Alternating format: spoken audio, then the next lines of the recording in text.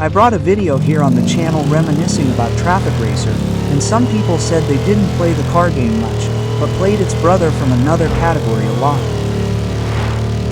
Do you remember Traffic Rider?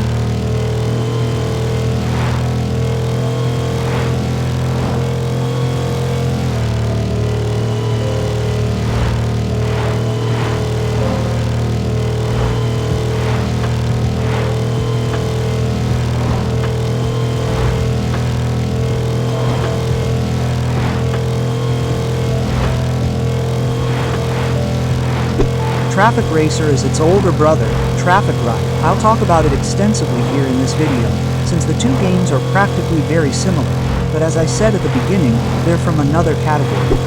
Traffic Ride was released on January 11, 2016, almost 3 years after the release of Traffic Racer. And regarding the developer, I don't think I have much to comment on, since both games were practically made by the same developer, SK Games, which currently only has 3 games in its catalog on the Google Play Store. For those unfamiliar, the third lucky one to have in their library is Wings on Fire, which is basically a flying game that unfortunately didn't achieve nearly the success of those 2 vehicle games. Unlike Traffic Race, Traffic Rider's objectives have been expanded a bit to give us something more to do. But basically, the objective steps we have to complete in the game are to complete a level. By completing a level, we can earn XP and money. With XP, we can unlock a motorcycle, and with the money, we can buy the motorcycle itself. And when we buy a new motorcycle, basically the same thing happens. It's obvious that we need the motorcycles. Motorcycles are important because each motorcycle we get in the game is stronger than the last, and we need increasingly stronger motorcycles to complete the challenge. Can you complete it with the weakest motorcycle? It's possible if you're very good, but there are some challenges where you really have no choice. Even if you were the best player in the world in this game, you'll be forced to buy a better motorcycle because of your stats. And even though the game features real-life motorcycles, or rather motorcycles inspired by real-life motorcycles, the game has a very arcade-like handling and style. Even though it brings new levels, each world, and levels, the game lacks a story, since it's a motorcycle game. I couldn't think of a good story about that. Maybe a guy who was just chilling starts riding motorcycles, earns money, and then buys new ones. I don't know, but maybe it wouldn't be good to have a story in this game, since people prefer to focus on riding the bikes rather than the story itself. It's not necessary, but the lack of a story is actually good, because each level we play in the game has completely different objectives. Each objective is different, but even though they're different, I think I can summarize all the objectives we set in each level as a goal-based gameplay. If we reach a level, there will be a goal we have to achieve. So we play and manage to complete it. Some levels require goals and a specific amount of time.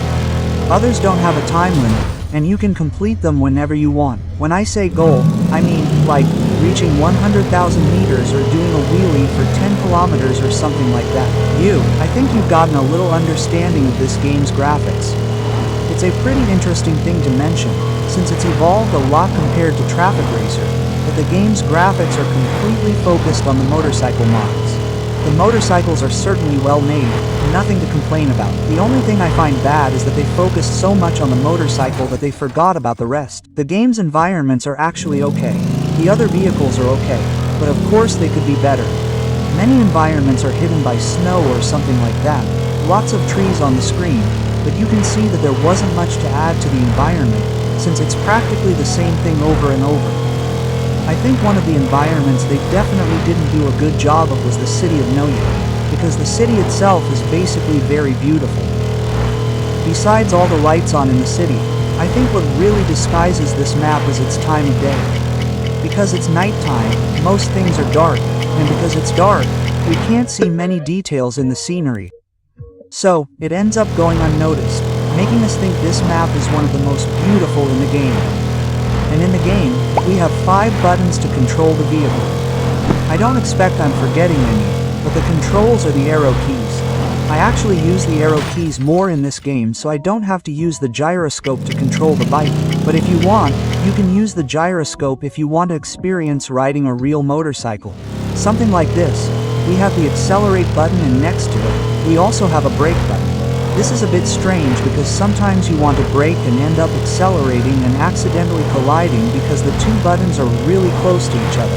I know I wanted to imitate the control style of a real motorcycle, but that's okay. I think it's something you can get used to, or even better. It's best to check when braking to make sure you're actually pressing the right button, because I've died and lost several times because of it. And the fifth button, which only appears a little after you play the first few levels, is the wheelie button. This wheelie button is interesting to talk about, as it's a bug in the game that some people notice in specific situations while playing. This wheelie button becomes available after a certain amount of cooldown. After that, we can use it whenever we want or even not use it at all. We have to click it for our character to be able to wheelie, and by doing a wheelie, they can go faster, and so we have to concentrate to avoid crashing. Then, if we release the button, of course, the wheelie stops, as you can imagine, right? Generally, in most cases, people only activate this button after they're really fast on their bikes. And of course, to be really fast on your bike, you have to be in 5th gear. And man, you can't do a wheelie in 5th gear. Maybe I'm talking a lot of nonsense. Maybe there are a few bikes, or maybe 2 bikes in the world, that can do a wheelie in 5th gear. But, folks, 5th gear is the weakest gear on a motorcycle, as well as on all vehicles. So it doesn't have enough power to lift the bike, and this becomes even more absurd when we can do wheelies, man, on motorcycles like Harley-Davidsons and even scooters. But it's just a curious detail, not that it will affect your gaming experience, but only those who actually own a motorcycle will be able to notice this before I said it. But let's talk about the game's jewel, the motorcycles. That's definitely not lacking in this game. There are many bikes for various tastes and various chip sizes. I'm just sad because you might have a favorite bike, but it might be too weak. It's a bit sad because sometimes you're forced to abandon your favorite bike to use a strong one. You can even upgrade it, but you can't upgrade it completely. I know each bike has its own strength and speed, but even so, it gets a bit sad once you get attached to a bike or a style of bike, because just like me, man, I get really attached to custom styles. It's my favorite style of bike, custom or cruiser, whatever you want to call it. And it makes me sad to see that some of my favorite bikes are a little weaker than others that I absolutely have to use, but you can still upgrade and try to see what happens. Of course, guys, these bikes aren't licensed, they don't have their real-life names, and they're not official. They're just an in-game imitation for us to see and feel them, right? But just looking at some of the designs of some of the bikes there, you can already recognize them and know which ones they are. There are many Kawasaki bikes, the Kawasaki Volca, Kawasaki Ninja, Honda bikes, Yamaha, man, there are tons and tons of them. There's even a Trift bike, the Rocket 3, man, one of the most beautiful bikes in the world, I think, and, man, one of the fastest bikes too. There are Suzuki bikes. I'm going to highlight the Raya Pulsar in this video, man, which is, I think, one of the most famous bikes in the world. It used to be one of the fastest bikes in the world, but even so, it hasn't lost its fame. I think the only downside to this bike is that, unfortunately, you can't get it with Indian currency, meaning you have to pay $200 to use it in the game. Actually, guys, I'm lying. In fact, we have to pay $120 to use this bike, and they made a fuss because they knew this bike was one of the most famous and that everyone would most want to ride it. But even so, we can see what it looks like in some videos out there on YouTube.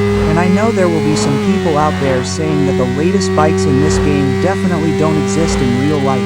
They're almost like alien bikes, man. Alien bikes, like bikes from the future. But guys, these bikes, even though they're not sold or marketed, it's obvious that you'll never see one like that on the street, but it may have already been presented in real life as a concept bike, guys. So, man, these are the bikes. They're the bikes that appear at those special events like that, where companies try to implement new motorcycle concepts, the most absurd motorcycle technologies, and end up creating things that look like alien technology or even bikes brought straight from the future. But rest assured, even if you see weird and strange motorcycles in this game, it may have already appeared in real life. Maybe not commercially, but maybe it did. And I know that you, watching this video now, may have a very different feeling about this game than others, but but I think it's nostalgic for most people, because you probably played this game a lot when you were a kid, dreamed of riding these motorcycles, tried your best to feel what it would be like to ride them. Maybe, nowadays, you, as an adult, have already conquered your motorcycle and think that before you control the motorcycle on your phone and now, in real life, you're out there on the track for real. I think the biggest nostalgia in this game is definitely that feeling of being a kid, playing there dreaming of riding the motorcycle, and then you jump into real life and then you are riding a real motorcycle and experiencing a sensation twice as good as playing on the small screen. And even though this game is quite old, even from 2016, I can say it's aged very well, not only in terms of graphics and gameplay, but also in our hearts. Guys, do you remember Traffic Rider? I hope you enjoyed this video. Thank you so much to everyone who watched. I'm only making this video thanks to all of you who asked for it in the comments. And I wanted to thank Tavern TV Games for giving me a huge shout out on the last video, man. I'm sorry for leaving your thanks for the last one, man, because you actually sent it a little late in recording this video. But I really appreciate you and thank you so much for always helping out here on the channel. Thank you so much everyone. I'll leave it at that, and thanks, said and gone.